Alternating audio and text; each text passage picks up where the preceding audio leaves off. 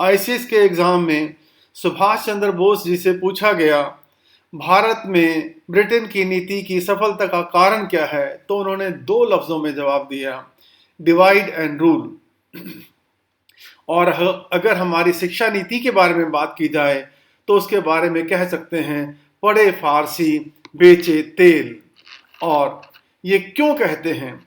आज की तारीख में हर माँ बाप, हर पेरेंट ये चाहता है उनका बच्चा इंग्लिश मीडियम स्कूल में पढ़े, उसके बाद वो डॉक्टर या इंजीनियर बने, उसके बाद वो एमबीए करे, और एमबीए करने के बाद वो हिंदुस्तान लिवर, प्रॉक्टर या गैम्बल या कॉलगेट में साबुन या तेल बेच के अपनी जिंदगी बसर करे।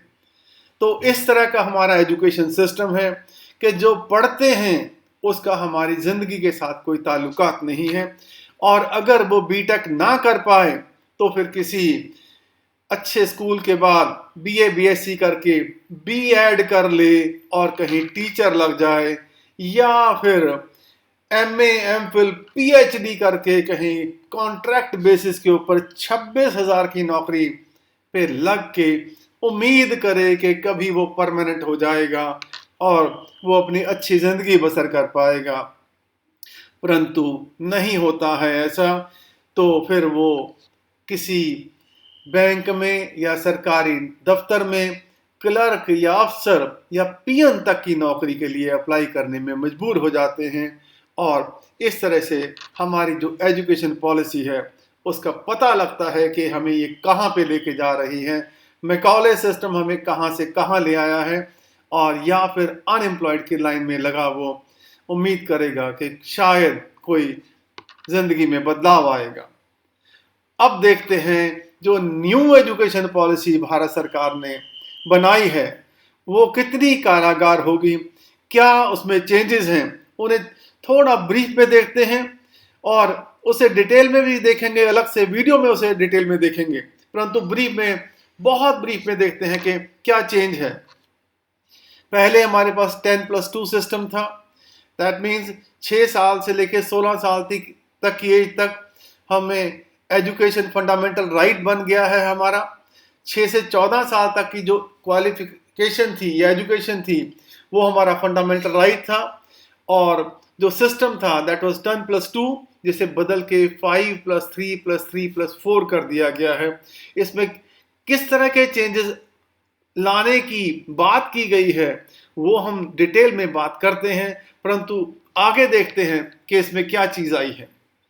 और सबसे बड़ा सवाल जो खड़ा होता है, क्या अब भी बच्चों को स्कूल में दाखिले के लिए पेरेंट्स को माथापच्ची करनी पड़ेगी और बच्चों के 90% नंबर लेके आने पड़ेंगे ताकि वो शायद कुछ अपने पाँव में खड़ा हो सके, या समाज में मुंह दिखाने के काबिल हो जाएं पेरेंट्स कि मेरे बच्चे के नंबर जो हैं +90% या 95% आए हैं।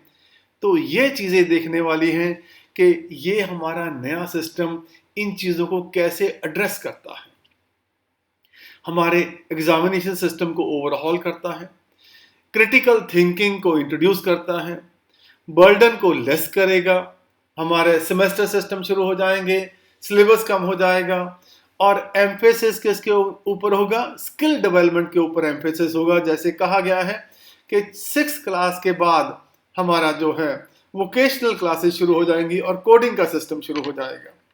पर ये कितना कामयाब होगा ये बहुत चीज़ों के ऊपर डिपेंड करता है। और पर्पस क्या है कि हमें हमारा यूथ कैसा चाहिए, हमारे देश की भलाई के लिए हमें किस तरह के स्कूल और हमारा एजुकेशन सिस्टम कैसा होना चाहिए, बात उसके ऊपर हो रही है। और इसके साथ बहुत बड़ा क्वेश्चन ये है कि क्या बदलेगा हमारा सिस्टम ऑफ रिक्रूटमेंट या एम्प्लॉयमेंट सिस्टम बदलेगा? क्या वो अभी तक जो चल रहा है वैसे ही चलेगा?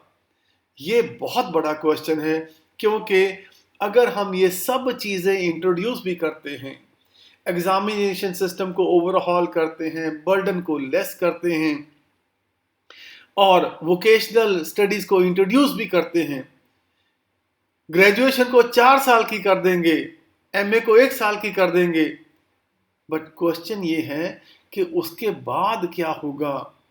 क्या बच्चे अपने पाँव पे खड़े हो पाएंगे कि नहीं हो पाएंगे? That is the most important part. और क्या जो क्रेज फॉर गवर्नमेंट जॉब है वो खत्म होगा कि नहीं होगा? और ये क्रेज क्यों है? ये सब लोग जानते हैं कि हर पेरेंट ये चाहता है कि मेरा बच्चा या आईएएस बने या कोई सरकारी दफ्तर में उसकी नौकरी लग जाए।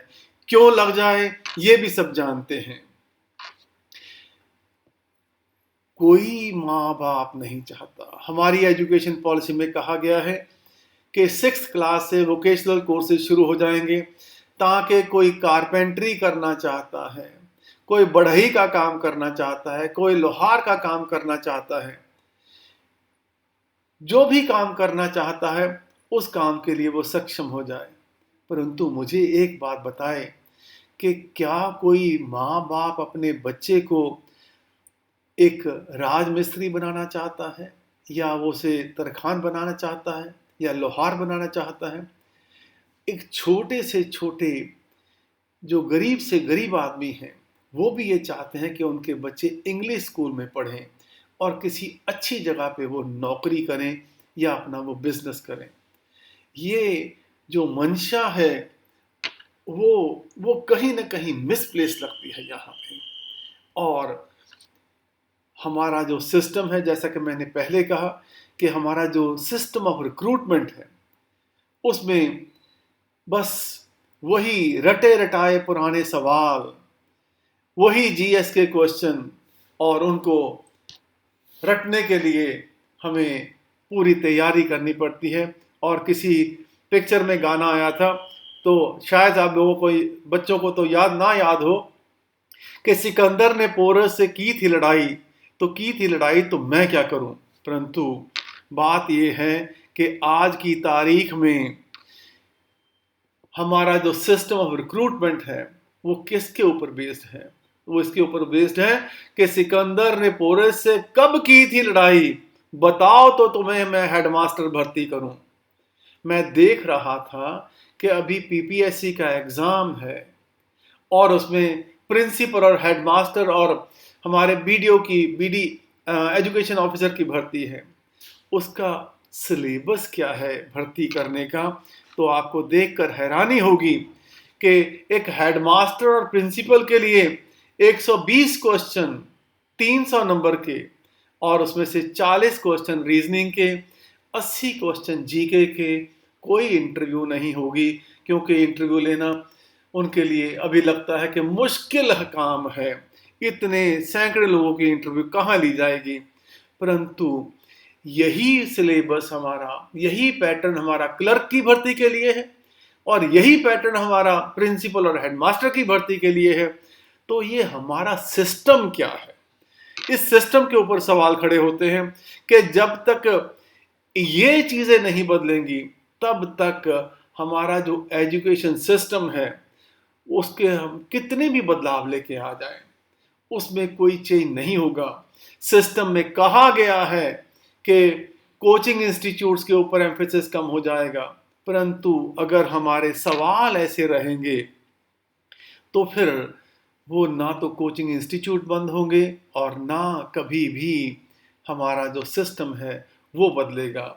एजुकेशन सिस्टम में क्या क्या बदलाव आ प्रपोज किए गए हैं उनके लिए एक अलग से वीडियो मैं आपके साथ डिस्कस करना चाहूँगा।